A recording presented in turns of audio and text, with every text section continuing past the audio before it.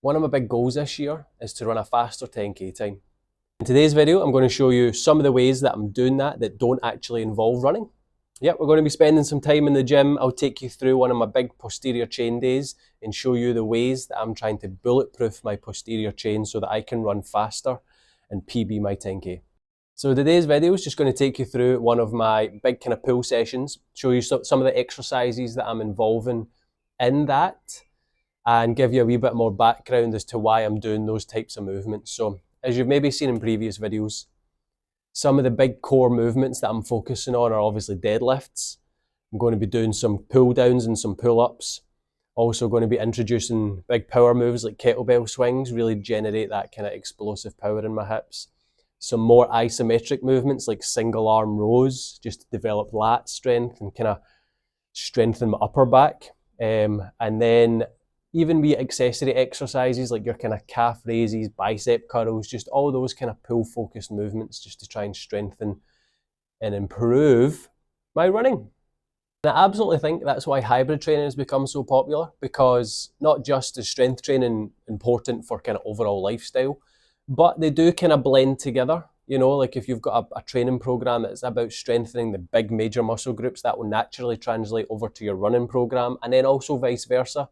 Running's really good for strengthening your legs and your posture and your core, so there is a bit of kind of symbiance with them. And that's exactly what I'm trying to lean on with my strength program. So if we look at what a typical pull session might look like for me, obviously we include our warm-up, so I spend 5 to 10 minutes going through my warm-up routine, which is a simple kind of 3 minutes cardio-based movements, couple minutes mobility stretching, and then we go into some activation, which is, you know, your kind of press-up squats, pull-ups, and just try and get some muscles moving. Then it's all about deadlifts. That's my focus exercise, so I make sure to hit that first and foremost every single session, which is typically a Monday, starting the week strong on a Monday. And right now, I've actually just PB'd my deadlift a few weeks ago, so we're working off the percentages of that because I've got a big goal of hitting a 200 kg deadlift very soon. So yeah, working off the percentages of that. So we do a few warm-up sets, building up to my working set weight, where we're working roughly 3-4 sets of 5. And then we progress that every single week and try and see if we can really build up the tolerance and the stress. Because deadlifts are so good, they target pretty much everything. If you're doing them correctly, of course, they target pretty much everything in your posterior chain. So if you're looking for an exercise to start with to try and develop your running speed or even just improve your running posture, deadlifts, you get a lot of bang for your buck, so I would definitely start there. Next up, we're moving into more upper back specifics. So we're going for a lat pull down or a cable pull down here, and really just trying to keep your chest up, engage those lats as much as possible, get as much tension there and strengthen up your lats. Then we're translating over into some high power explosive movements. So kettlebell swings for me are a big pull day must, especially if you want to try and get those fast twitch fibers working. Getting a big kettlebell and just getting that swinging, going for high volume is a great way to target your hamstrings and your glutes and really focusing on that hip drive to get the explosive burn in your bum, feel that burn. And that will also translate into heavier deadlifts because you'll be more explosive from the ground, but that's where the kind of faster element will come into your running as well. So getting some high volume kettlebell swings is definitely going to change things for you. And then some other wee bits and bobs. I know I mentioned bicep curls. They're not necessarily for translating into my running per se, more of an aesthetic kind of goal, but great way to strengthen your biceps because that's a supporting muscle whenever you do any type of pull movements. So it's good just for the sake of balance to strengthen those things as well, especially, you know, big arm drive, biceps will come into play there if you really wanted to find a link. But any excuse to do some more bicep curls.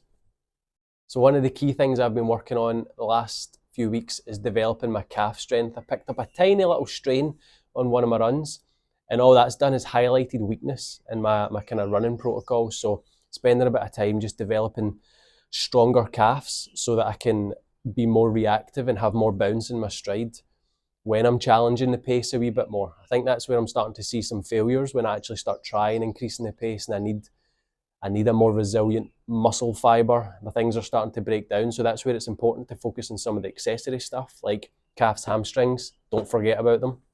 Just some simple things like calf raises or calf bounds, a wee bit more plyometric work, just to help strengthen and kind of mobilize those calf muscles so that I can start increasing the pace. And quite honestly, that is pretty much it in a nutshell. Really just trying to light up my posterior chain so that that creates a robust posture. And then hopefully what I'll start seeing as I'm combining both my strength training and my running program is I'll start seeing those translations over every kind of few months. I'll be able to push the pace a wee bit more in my runs. I'll be able to run faster for longer because I've built up the strength and endurance in my hamstrings and my glutes. I've pushed that lactate threshold a wee bit more and be able to kind of open my stride a wee bit more comfortably with that. And yeah, that's the overall idea. I will keep you posted of any developments, but so far I've managed to PB both my 5K and my 10K in the last few weeks from training this way, the last 3-4 months. So it definitely has leaned in to what I've been hoping to do with it. I think consistency is a big thing, and recovery, always recovery. Now, again, is this something you're doing yourself? Are you hybrid training? Are you trying to improve your run time? Have you implemented some strength stuff to see some big gains? Or is there something you're doing different that you want to let little old Marty know? Please drop comments below, people. We'd love to hear from you. Thank you so much for choosing to be here, and I hope you have an awesome day.